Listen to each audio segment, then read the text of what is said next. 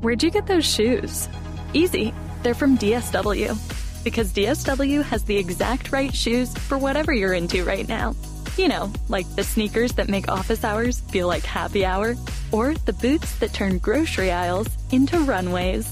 Basically, DSW has all the styles that show off the many sides of you, from daydreamer to multitasker and everything in between. Because you do it all, in really great shoes, of course. And your style can't be defined by just one pair. Lucky for you, DSW has tons of options, so you can turn any mood into a whole look. Find the latest shoes and must-own trends for everything you do, from the brands you love, like Nike, UGG, Birkenstock, Adidas, Steve Madden, and more. Oh, and they just so happen to be the perfect price. Find a shoe for every you at your DSW store and always at dsw.com. Bonjour, ici Patrick Pierrat, éditeur d'Info Bref. Voici l'essentiel des nouvelles en ce lundi 21 octobre. Des représentants de 196 pays sont réunis à compter d'aujourd'hui à Cali, en Colombie, pour la 16e conférence des Nations Unies sur la biodiversité. C'est la COP 16 de la biodiversité. Lors de la COP 15, qui s'était tenue à Montréal en 2022, la quasi-totalité des pays s'était engagée à protéger 30% de la planète avant 2030. La COP 16 doit permettre d'évaluer les progrès réalisés par les pays pour mettre en œuvre l'accord mondial adopté il y a 2 ans. L'un des principaux objectifs de ces pays pour la réunion qui commence aujourd'hui, c'est de présenter chacun une stratégie nationale sur la biodiversité. Québec solidaire a détaillé hier sa proposition de mettre en place d'ici 2030 un programme de repas du midi gratuit dans les écoles primaires et secondaires publiques. QS calcule que le gouvernement devrait débourser chaque année 770 millions de dollars lorsque le programme serait déployé dans toutes les écoles du Québec. Cette dépense financerait les organismes et traiteurs sociaux qui fourniraient les repas et les frais de garde sur l'heure du midi aux primaires. Ottawa octroie 65 millions de dollars d'aide militaire supplémentaire à l'Ukraine. Le gouvernement fédéral va fournir à l'Ukraine des armes légères, des munitions, ainsi que des équipements de protection individuelle et des uniformes destinés aux 30 000 femmes de l'armée ukrainienne.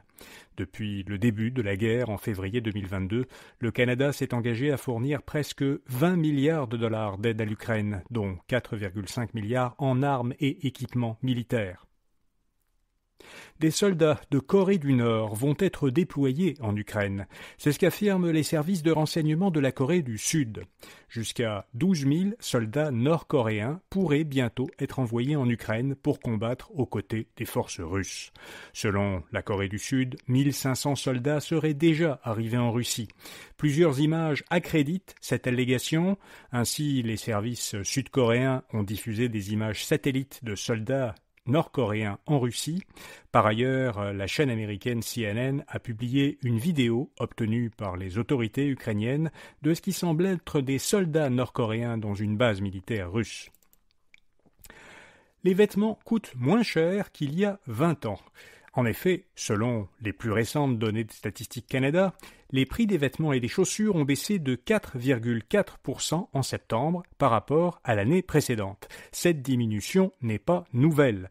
Selon des données rapportées par le Globe and Mail, les prix des vêtements et des chaussures ont baissé depuis le début des années 2000, et ce, malgré l'inflation globale pendant la période. Résultat, si on regarde les choses en dollars constants, eh bien les prix des vêtements et chaussures ont baissé presque de moitié depuis le début des années 2000. Les Québécois dépenseront plus que l'an dernier pendant la période des fêtes. Selon un sondage léger réalisé pour le Conseil canadien du commerce de détail, les consommateurs québécois ont l'intention de dépenser cette année pour la période des fêtes 770 $ en moyenne, soit 16% de plus que l'an dernier. Alors dans quoi prévoit-il de dépenser cet argent ? Eh bien 19% ira en nourriture et alcool pour les réceptions, 15% en jouets et jeux, 13% en vêtements et accessoires, 10% en articles, créatifs, livres et musique et 9% pour les restaurants. L'entente conclue entre le gouvernement fédéral, Visa et Mastercard pour réduire les frais de transaction des petites entreprises est entrée en vigueur samedi. Pour être admissible, une entreprise ne doit pas vendre annuellement plus de $300 000 par Visa ou $175 000 par Mastercard. Les PME admissibles peuvent désormais obtenir un taux de frais moyen de 0,95% pour les achats en magasin. Des entreprises pourront être exonérées de surtaxes sur les produits chinois. Elles pourront demander au gouvernement fédéral une remise sur les tarifs douaniers récemment imposés sur les véhicules électriques, l'acier et l'aluminium provenant de Chine.